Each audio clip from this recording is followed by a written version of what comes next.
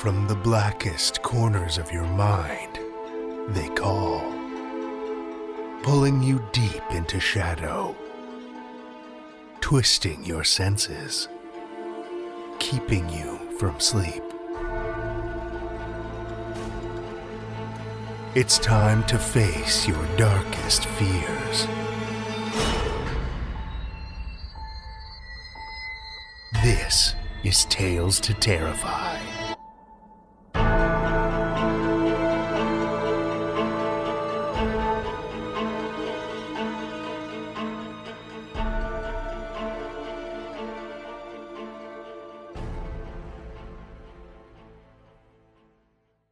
Good evening, children of the night, and welcome. Just a couple of announcements this week before we get into our fiction. First off, we've mentioned author I.G. Jung's work a few times on the show recently, both through Women in Horror Month and the story she had featured a couple of weeks back. Well, thanks to our good friends at Dark Matter Inc., we've secured a handful of signed copies of I's debut novel, Ling Huan, to give away. We're still ironing out the details, but I thought I'd give you the heads up so you can keep an eye on our social media for the giveaway in the next couple of weeks. I still haven't had a chance to read Ling Huan myself, but I've heard nothing but great things. So I'm sure you'll want to stay tuned for that. Also, starting May 1st, Tales to Terrify will once again be open for submissions. We're kicking off this submissions period with a month dedicated to tales from one of my favorite horror subgenres, space horror. Tales born in the frozen depths of deep space, of the vast coldness and isolation, of the darkness that lurks between stars, and the unfathomable creatures that dwell within. I'm excited for this one, so I can't wait to see what cosmic terrors we can pull into our orbit. I'll keep you posted here and on social media when the portal opens. In the meantime, you can brush up on our guidelines at talestoterrify.com/submissions. Now, let's see what abominations we've caught in our net for this week. We have one tale for you this evening, which comes to us from Tyler Jones. Tyler Jones is the author of Criterium, The Dark Side of the Room, Almost Ruth, and the story collection Burn the Plans. His new novella, Full Fathom 5, was released in December, and his novel, Midas, will be published by Earthling Publications in October 2023. His work has appeared in numerous magazines and anthologies, including Cemetery Dance, Lit Reactor, and the No Sleep Podcast. He lives in Portland, Oregon. Children of the night, join me for Tyler Jones's Who Built the Moon? A Tales to Terrify original.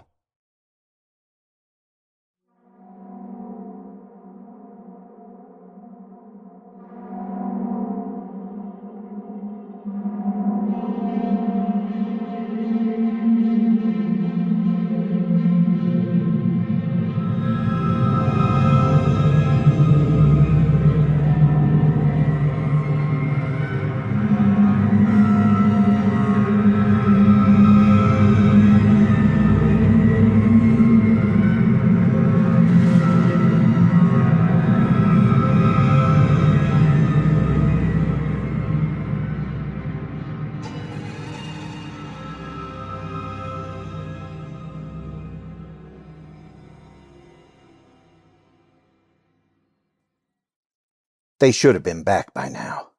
The snow's coming down harder, and when I hobble outside on my crutches to take a look, the sky is the color of dried blood, except for some smoke-colored clouds and the full moon, yellow like Dad's skin before he passed.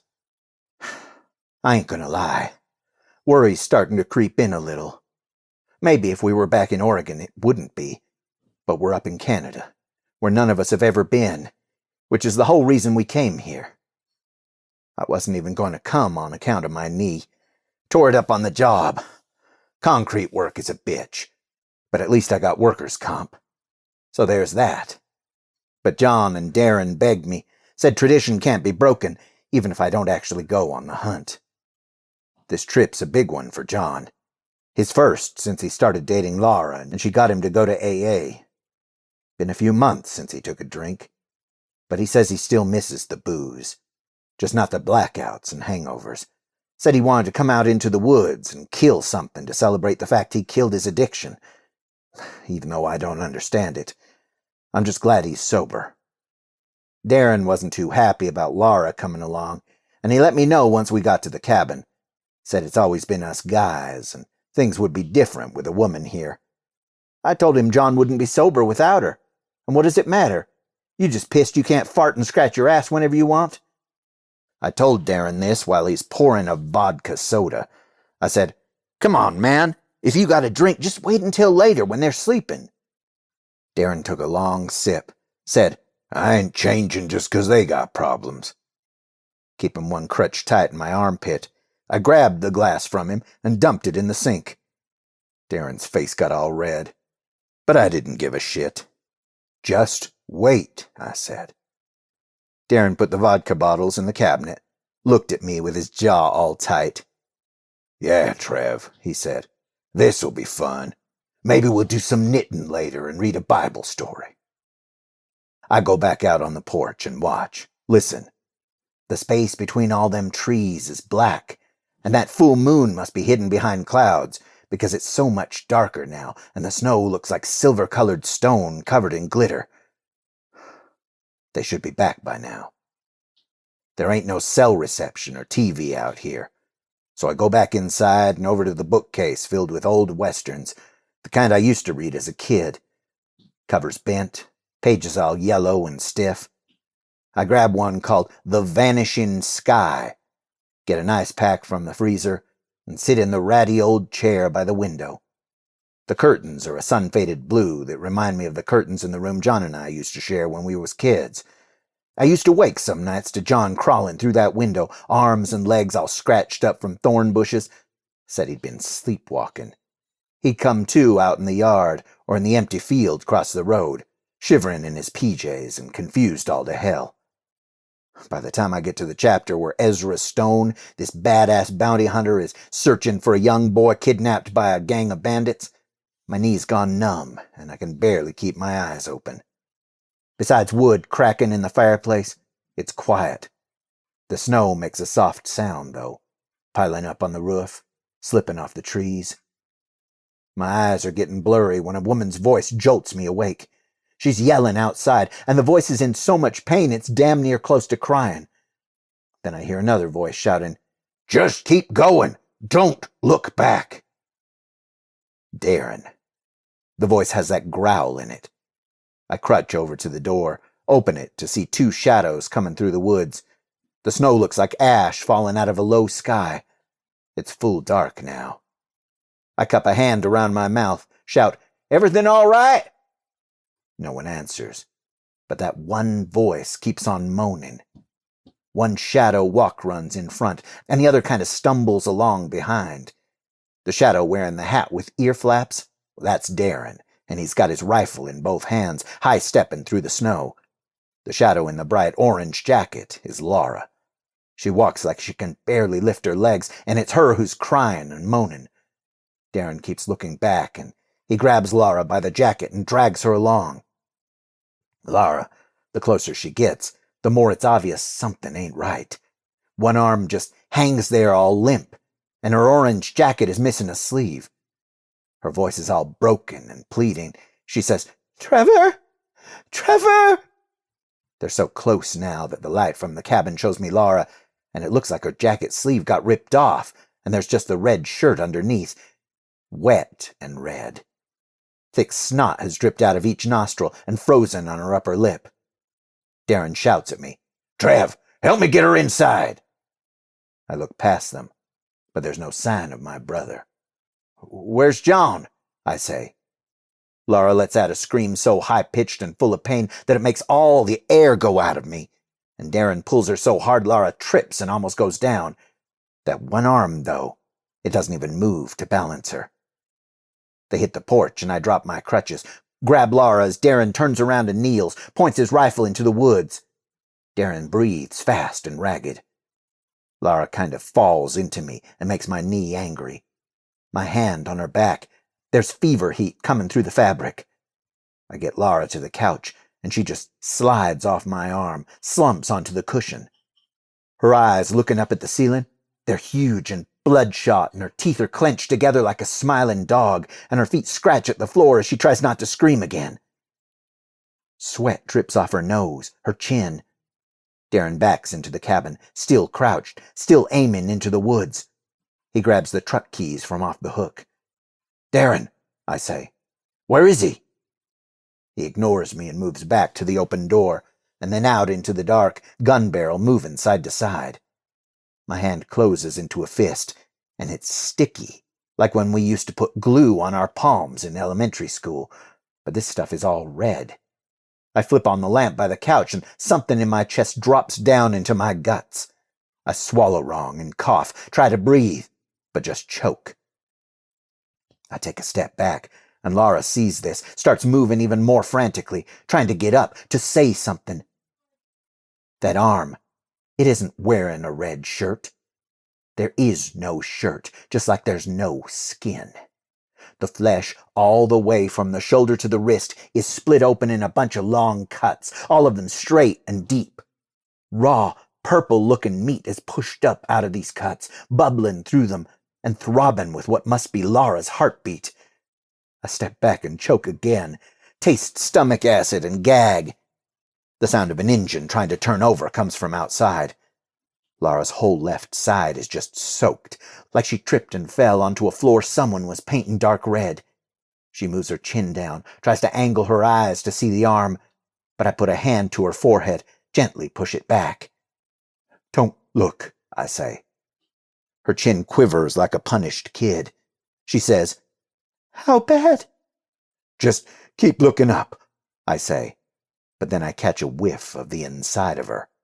A raw meat smell like bloody steaks, and I can't hold it back anymore. I run to the kitchen and barf into the sink. After I rinse out my mouth, I start going through the drawers. There's a first aid kit in the bathroom, but that ain't got nothing for something like this. The truck engine goes one more time, but it doesn't sound any better.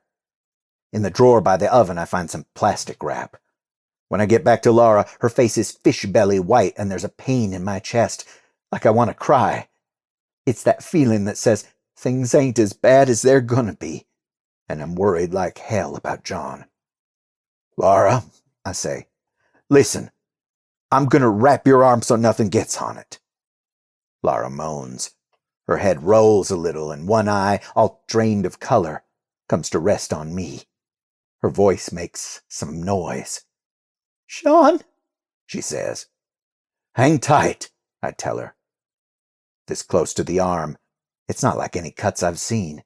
It's like one of them bad movies where a guy in a mask is after some kids, just hacked all to pieces. But the cuts aren't wild. And that's the part what makes the acid burn in my throat again.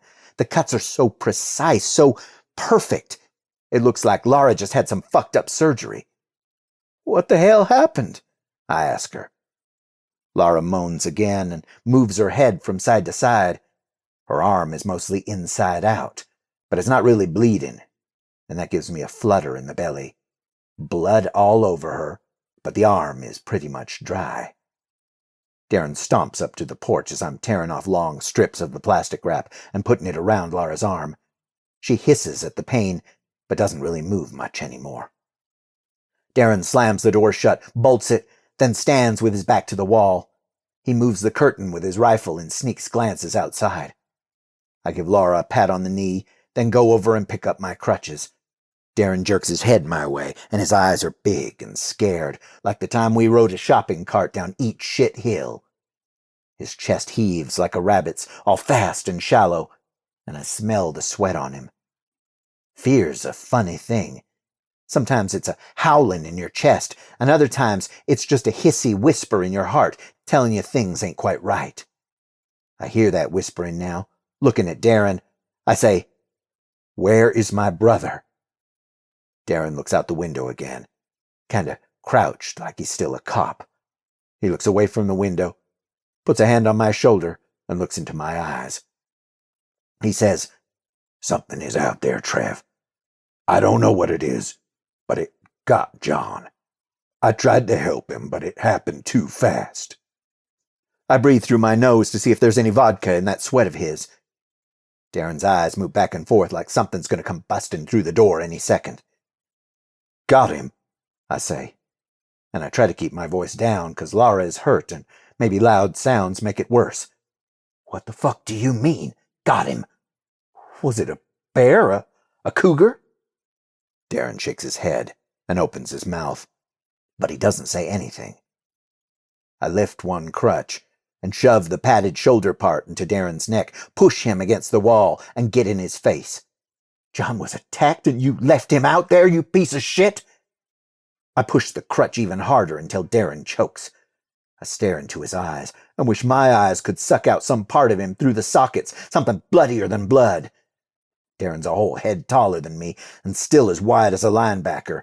The cords in his neck pop out and he breathes like a bull, air shooting out his nostrils. But I stare into his eyes like I'll jam the crutch up through his skull if he moves. When I let off the pressure, Darren starts coughing, and I grab the rifle out of his hand. I let the crutches fall to the floor, fuck my knee, it's already busted anyway, and grab my coat and hat from the pegs by the door. Darren's voice is hoarse now. "It's not like that, Trev. Trev, you hear me? You have no idea what happened out there." I don't even want to look at him. My hand is twisting the knob when Darren slams his arm against the door. "It wasn't an animal," he says. "What then?" I say. Darren leaves his arm on the door, wipes sweat from his eyes with the other arm. He moves from foot to foot like dancing, like nervous energy. "I can't explain it," he says. I say, "Darren, I swear to God, if he's dead because you left him out there all torn up, I'm coming straight back here and blowing your fucking brains all over this room." Darren swallows so hard I hear it. His eyes get wet, and he won't look at me. "I know what I saw, Trev," he says. I shoulder the rifle and zip up my coat. I say, "I'm walking out this door in 30 seconds, whether you tell me what happened or not." The wind howls outside and rattles the window. There's the creak of snow piling up on the roof. A draft sneaks in from around the door. Darren moves his arm away and rubs his eyes with the heels of both hands. Then he reaches into his coat pocket and takes out a cell phone, hands it to me. The screen is streaked with dried blood, and there's a crack that looks like a pitchfork in the lower right corner, a crack from when it was dropped in my kitchen a few months back. "Why do you have John's phone?" I ask. Darren nods at Lara. Her eyes are still closed, but she's breathing. "She had it," he said. "Was filming John." I back up, put a couple steps between me and Darren, and press the button on the phone. The camera app is open to the last video recorded. I push the play button. The forest at dusk, full moon hanging in the sky, all grainy and out of focus. John is up ahead, kneeling in the snow, gun trained on an elk, a big one grazing in the distance. Laura's hand shakes a little, and mist drifts into view from her breathing. The sky gets darker, and the elk stops, lifts its head, and looks up just as the moon falls slowly out of place. It slides down and turns sideways, hovers right over John, and then there's a blast of bright light that turns John into a black shape, and he's screaming something, holding his arm up to the light, and Lara is screaming too as John lifts up the ground, like he jumped without jumping, and the view changes as the phone falls out of her hand, and now all I see is the black sky, the tops of the snow-covered trees, and Lara is shouting, "Don't shoot it! Don't shoot it!" And the light is loud. But there's a crack like a rifle, and Laura's crying now, and there's another light, glowing at the edge of the screen, and this light is orange. Laura screams like I heard when they were coming back from the woods. It's full of pain, and she's screaming John's name, and there's a boom, and the light is gone, and everything is quiet except Laura crying and saying, "It burns," over and over. Footsteps crunch through the snow, and the phone lifts up, and for one quick second I see the place where John had been standing. But instead of snow, there's a perfect circle filled with flowers. flowers with bright red thorns and petals that shimmer like an oil slick on asphalt. The video ends. Darren's eyes are more than watering now. He turns his face to the ceiling, blinks a few times. There's a little flutter in my chest, like a bird with a broken wing, 'cause I don't know what I just saw. But I heard a gun go off, I'm sure of it, and John isn't here. I say, Darren, hey, look at me. I'm going out there to find my brother.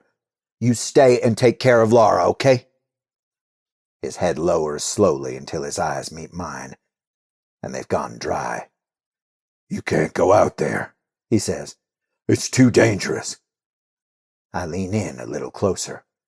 I don't give a fuck what you say. I'm bringing John back. In the time it takes my heart to thud and stutter twice, Darren's hand reaches behind his back and comes up holding a Glock, barrel pointed at my chest. Get away from the door, he says. The backs of my legs go numb, but there's a sharp, bone-scraping pain in my knee. Darren's got the gun in both hands now, holding it like they trained him to at the academy. Before he was a cop, then a disgraced cop for pulling his weapon on an unarmed man, then a former cop for beating his wife. I said back the fuck away from the door, Darren yells. I take a step, and my knee almost buckles. He yells, Give me the rifle. I snap it off my shoulder and hand it over. My trigger finger itches a little, and an image of Darren laid out on the floor with a bloody hole where his eye used to be develops in my head like a fast Polaroid.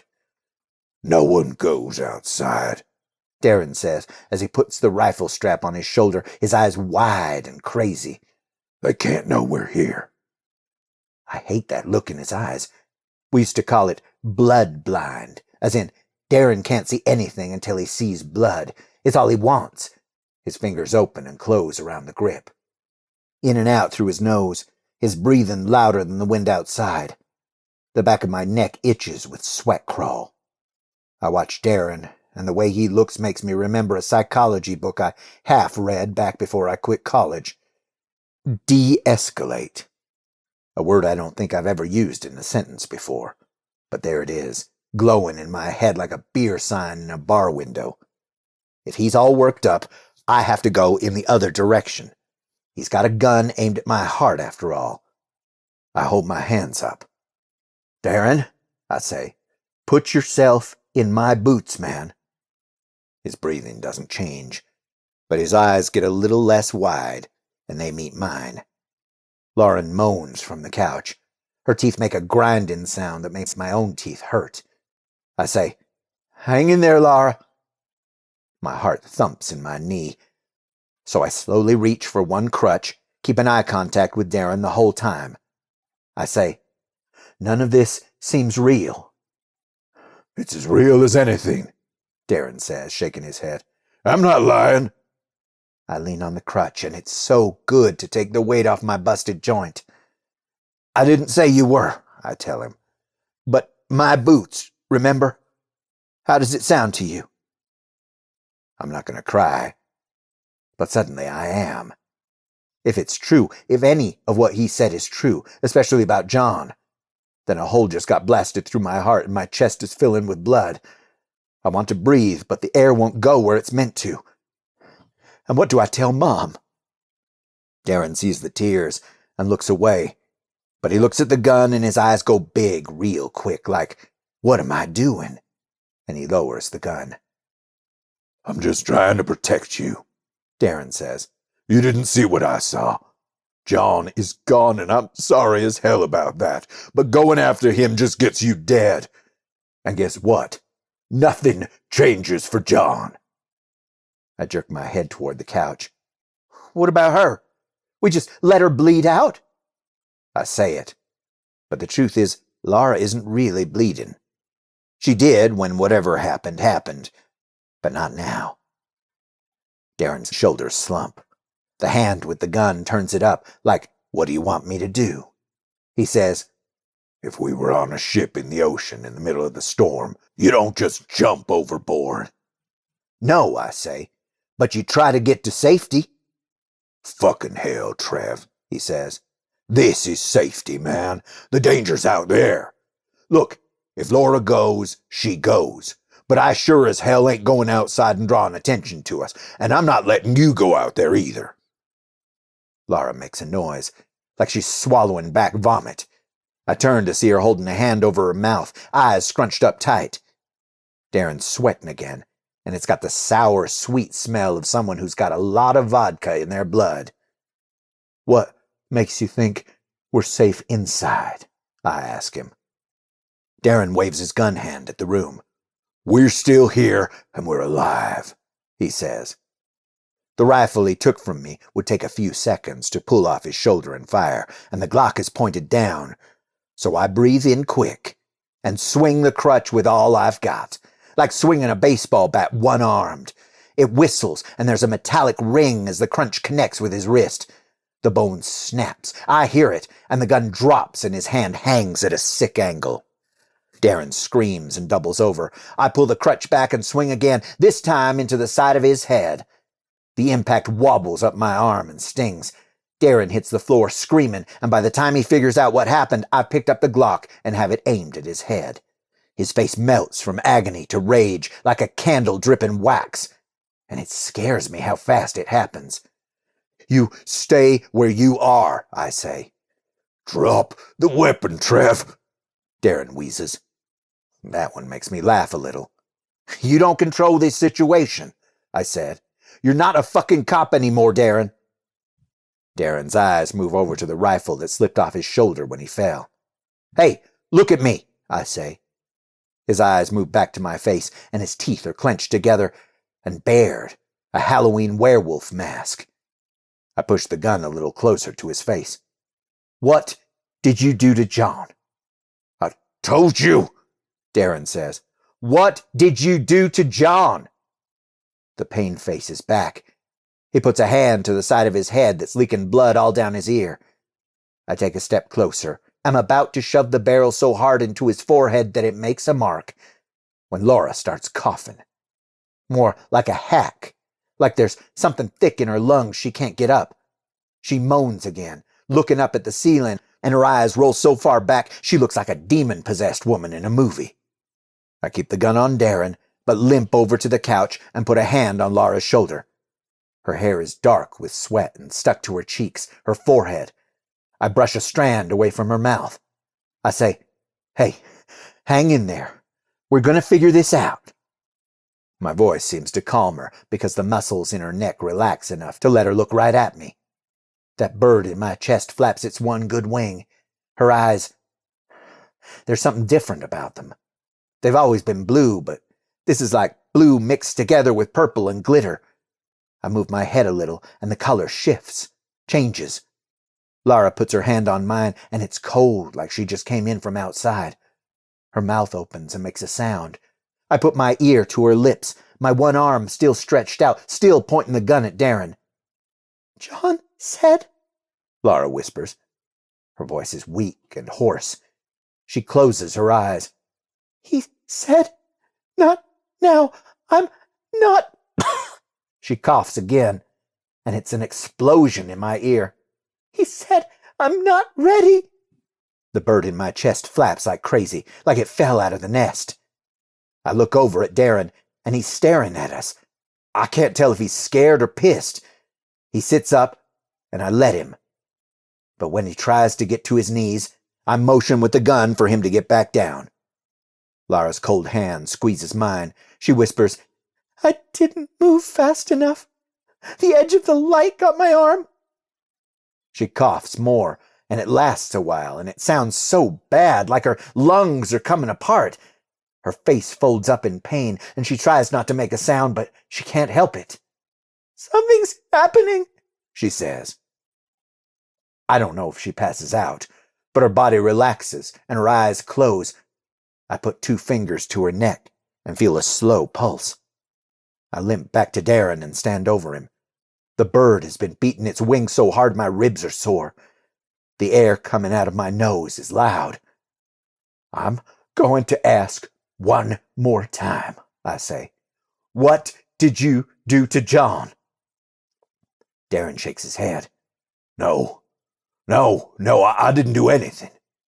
You couldn't wait, I say. You had to drink. I stare into Darren's eyes, watch as they get a little wider with each second-hand tick from the clock on the wall, like they're connected. I wipe sweat and tears from my eyes with the hand not holding the gun. You always blamed everyone but yourself, I say. Your whole life is someone else's fault. You saw the video. You saw the video, Darren says, and it comes out squeaky and pathetic. The gun is heavy and my muscles quiver. Did you get an elk, Darren? He blinks once, confused. The grip of the gun is slick with sweat. Because your rifle was fired, I say. I can smell the gunpowder from here, and there's no elk, and there's no John. So what the fuck did you do? Darren looks past me, to the couch. His mouth falls open, and his eyes widen. I know it's probably a trick, but I hear the creak of couch springs and turn my head to look. Laura's standing up. Her eyes like what those flowers on the video looked like. Oil. Like colors moving in and out of each other. Her face is blank, and it's eerie how much she looks like someone pretending to be Laura. She looks at the plastic wrap on her arm and pulls it off, starts walking toward the door. Suddenly, the cabin starts shaking, and there's a roar outside like a storm, loud like a plane taking off. It's a throbbing sound that vibrates deep in my guts. Then a bright yellow light blasts through the windows, around the edges of door. It's blinding, and when I close my eyes, I still see it, still feel its heat. I open my eyes and hold up a hand to shield them. Laura is almost close enough to touch. There's movement from the floor, and I turn to see Darren stretched out, reaching for the rifle. I know what happens next if he gets it, and I know what I should do, but my mind can't make sense of everything happening all at once. He killed John. He killed John. He killed John. I hold the gun in both hands now. Darren sees me and scrambles faster. His fingers touch the rifle, pull it closer.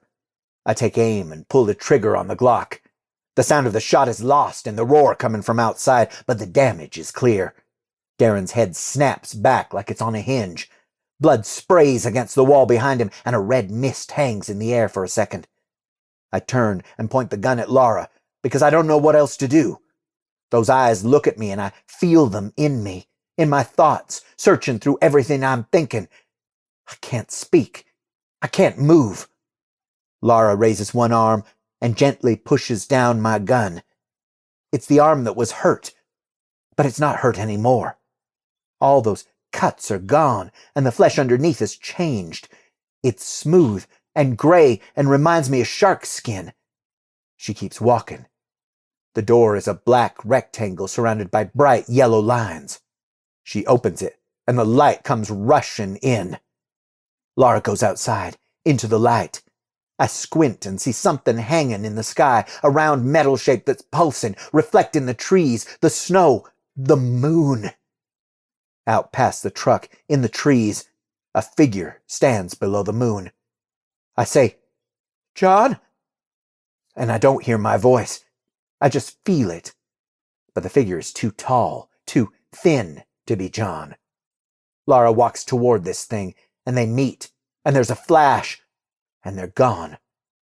I stand there in the doorway, and the light coming from the moon changes color, becomes orange. And when it does, that bird goes frantic, beating like it wants out of my chest. I scream because my blood feels like it's boiling and rushing all through my body, setting everything on fire.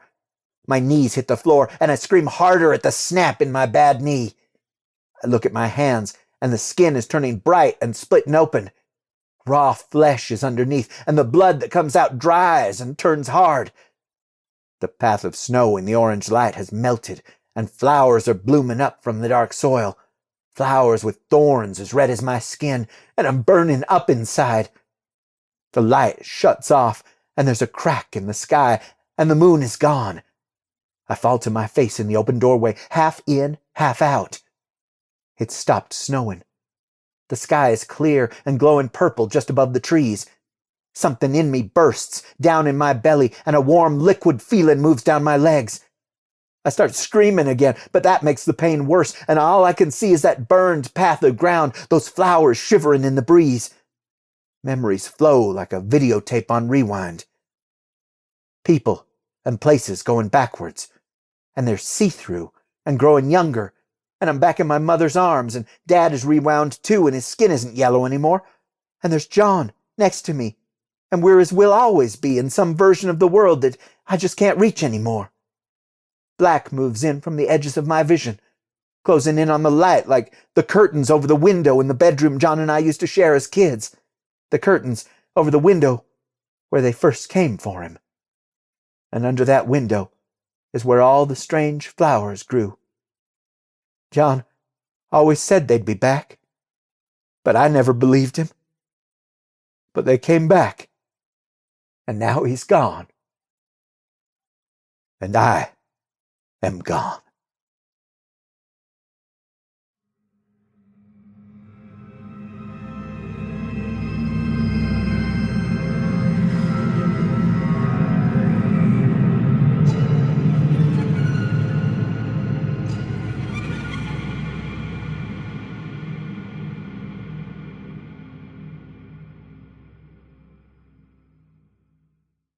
That was Tyler Jones's Who Built the Moon, as read by Rish Outfield. Rish Outfield is a writer, voice actor, and podcaster. He is the co-host of the Dune Steef audio fiction magazine and his own show, The Rish Outcast. He likes horror, Star Wars, and girls with glasses. And there is no job he cannot be fired from. At least not yet. Thank you, Rish.